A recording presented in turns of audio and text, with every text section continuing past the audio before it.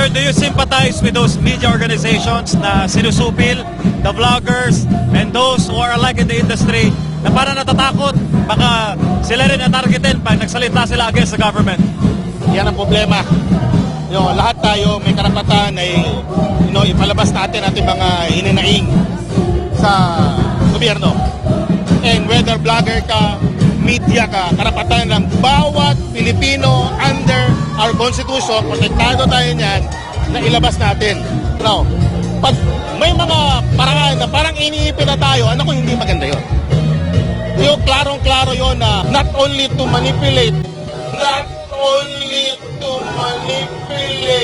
What? Ginagawa mo? but to control the people, especially the media, kung anong sasabihin nila. Yan ang hindi maganda. Muhangyo ko sa atong nga igsuon nga military.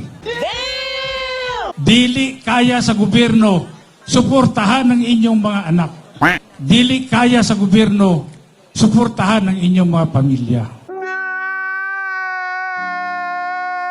Busa, mag-uban ta. Please, withdraw your support to the Chief Executive. Wait a minute.